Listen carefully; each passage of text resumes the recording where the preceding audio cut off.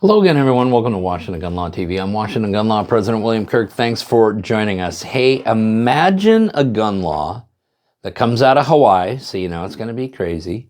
Imagine a gun law that's so bad, so offensive, that the district court in Hawaii says, nah, I don't think so.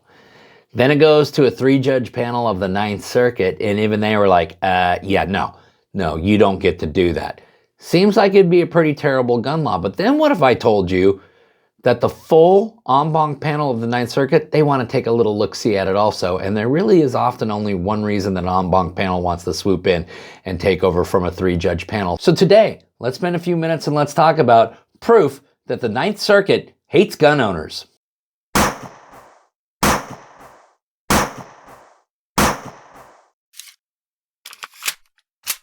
Okay, America, what we're talking about today is a couple of crazy laws that the state of Hawaii passed, one of which says that you got to get a permit before you can purchase a firearm, but the permit's only good for about 10 days, and if you don't get your firearm secured within that 10 days, tough, you can start the permitting process all over.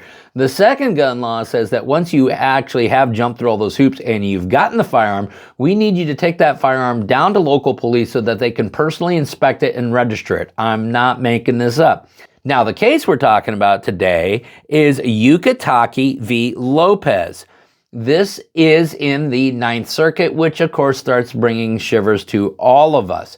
The district court, as well as a 3-judge panel of the Ninth Circuit that reviewed this law, said, no, this law has absolutely no historical analogs whatsoever. It is merely there to burden lawful and responsible gun owners. There is absolutely no reasonable nexus to any type of public safety issue, and therefore the law is unconstitutional. Now, when a 3-judge panel of the Ninth Circuit usually says that, hey, that's good news. But what if I told you that earlier this week we learned that the Ninth Circuit full en banc panel, well, they'd like to take review of this case. And then ask yourself, why? Why would they take review of this case if they were just going to go, ditto, yeah, they got it right? Now, understand that the district court in Hawaii had ruled. The district court granted summary judgment to the plaintiffs, concluding that the challenge aspects of both provisions were facially unconstitutional under the Second Amendment and permanently enjoining their enforcement. Now, the state of Hawaii had argued that these steps were absolutely necessary to ensure that firearms were only ending up in the correct hands, despite the fact that there was background checks before you could take background checks and 4473s and signatures and ID and all of that. And the Ninth Circuit 3-judge panel was not persuaded. They ruled, here, as in the First Amendment context, the state must provide tangible evidence that the purely incidental restrictions imposed on the Second Amendment rights by the operation of its background check-based permitting process are necessary to advance the significant governmental interest it invokes to justify those restrictions. And of course, Hawaii tried to say, but look, this is basically a shall issue. It's just a few extra steps that they got to jump through, and since we're using objective criteria, Bruin footnote 9 applies. Oh, yeah, that's right, Bruin footnote 9. Well, the 3-judge panel of the Ninth Circuit was not particularly persuaded because they ruled, we conclude that Hawaii's imposition of a very short time limitation on the validity of an acquisition permit is impermissibly abusive. Because remember, even shall issue licensing regimes can be brought to abusive ends, and when that in fact occurs, that is a violation of one's Second Amendment rights. Now, of course, the state of Hawaii had vehemently argued that the in-person inspection of a firearm that was already documented, having gone to that particular person with the make, model, and serial number and all of that, was necessary also. The Ninth Circuit had previously ruled, we therefore affirm the district court's conclusion that an in-person inspection requirement violates the Second Amendment. And so the permanent injunction that had been placed on those laws by the district court in Hawaii was in fact upheld and affirmed.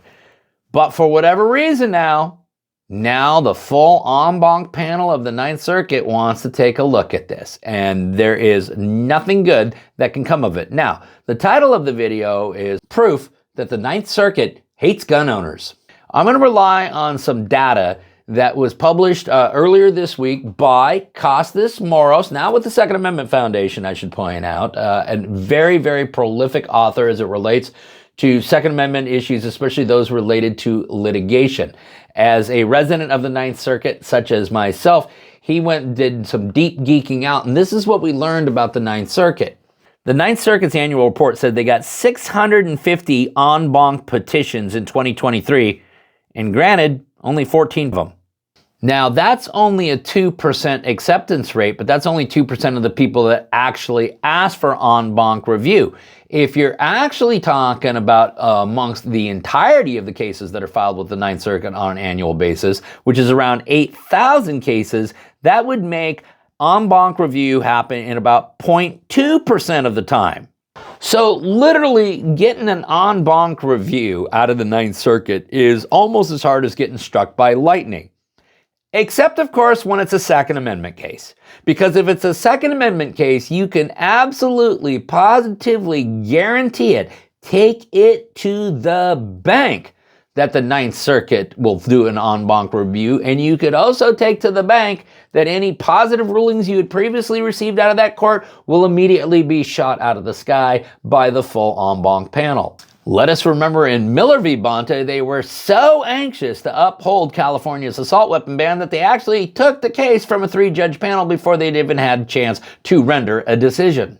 And of course, this comes on the heels of a big win in the matter of Ninv Bont, which struck down California's mandatory background check for ammunition. Do you think, in fact, the full en banc panel of the Ninth Circuit is going to want to hear that one? Because I do. So at the end of the day, it appears that the only guarantees in life are death, taxes, and a full en banc review by the Ninth Circuit of any Second Amendment case. Okay, the case once again is Ukitake v. Lopez. We'll link up the original 3-judge panel ruling down below so you can geek out on it for yourself. Now, if you got any questions about this or anything else related to what's left of our Second Amendment rights, you guys should know how to get a hold of Washington gun law by now. But if you don't, that's okay. That information's down there in the description box. If you got an idea for a video we should be doing around here, you click on that link right there and you tell us all about it. If you want to subscribe to the monthly newsletter, the ability to do that is down there in the description box. And then finally, and most importantly, let's everyone remember that part of being the lawful and responsible gun owner, like we talk about all the time here, is to know what the law is in every situation, how it applies to you in any instance that you may find yourself. Until next time, thanks for watching and stay safe.